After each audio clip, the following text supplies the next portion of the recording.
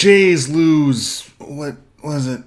12-3 apparently was the final score. Jays lose 12-3 to the New York Yankees at the Sky Dome in the first of 3 games. Yeah, I tuned out in the 5th inning, and so did you probably. This one was ugly. This was real ugly. I'm not in a good mood, y'all. First, let's just get this out of the way. Ross Stripling, that was a gutsy performance right there. This guy pitched pretty well as you could possibly expect Ross Stripling to pitch. But these ain't the Tigers, these ain't the Royals. This is the goddamn New York Yankees, the best team in baseball. And your bag of tricks isn't going to carry you as far as it will against other inferior teams. So good effort, Ross. None of this is on you. You did a good job. Good job. And Gabby Moreno had an RBI hit in this game and seemed to do his very best behind the plate. I think that he's a rookie catcher, right? There's a low ceiling that we can achieve here. It is the most difficult position at a very difficult game, and all of those things are very trying to do this thing as a rookie in the middle of the season. That's got to be real tough, and I'm impressed. I'm impressed with the job he's doing. So good job, Gabby. You also get in my good books for this game. My good book is a very short book for this ballgame. That was it. Those 2 guys. But as soon as Trent Thornton, who is, again, the only long man in the pen since Stripling, our actual long man, is in the rotation because Hyun-Jin Ryu is done as a Blue Jay, as soon as he came into the game, I was like, oh yeah, this is going to get ugly in a big hurry. I don't care what his numbers against Detroit and Kansas City were. That's not the team we're facing here. This is Trent Thornton against the New York Yankees. This is going to be a dumpster fire. And it was! Aren't I clever? No, it was obvious. He got an out to finish Stripling's work in the 4th inning, and that's fine. And then, I don't think he recorded an out in the 5th inning. That's just... ugh. And I don't even think this was abnormally bad for Trent Thornton. I think this is just the natural state of Trent Thornton. He just kind of lays it in there, and some teams can hit it, and some teams can't, and the Yankees can hit it, and that hurts me. So he gives up a boatload of runs, and then to put out the fire, who better to try to get the game back on the rails than Trevor Richards, who hasn't had a good outing in a month. I can't believe that didn't work.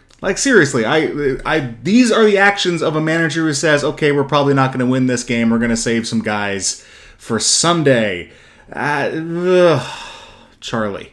And maybe there wasn't a good answer. Maybe the Yankees were just going to beat the crap out of us no matter who we put out there. And maybe we'll end up feeling better that he saved our better arms for a more winnable game. But man, as soon as Thornton was the guy and then Richards was the guy after that, that's a white flag, right? That's this game is over. And Casey Lawrence also came in and gave more runs up, but who cares, honestly.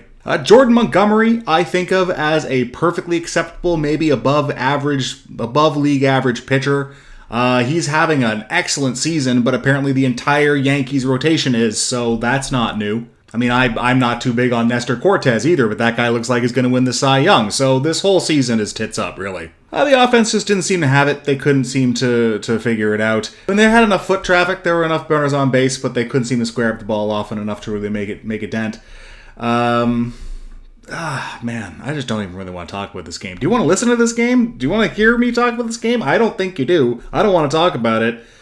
I guess I have to. So, with this loss, the Blue Jays are now 3-7 against the Yankees. That's a .300 winning percentage this season, which actually means we are doing better than league average against the Yankees this year. They are playing .750 ball, and we have a .300 winning percentage against them. So, there's that. The one I like best is if you take that colossally disastrous 5th inning where the Yankees scored 8 times. If you remove that inning from the game and put a 0 there and the Yankees scored 0 runs in that inning instead, the Blue Jays still lose this game 4-3.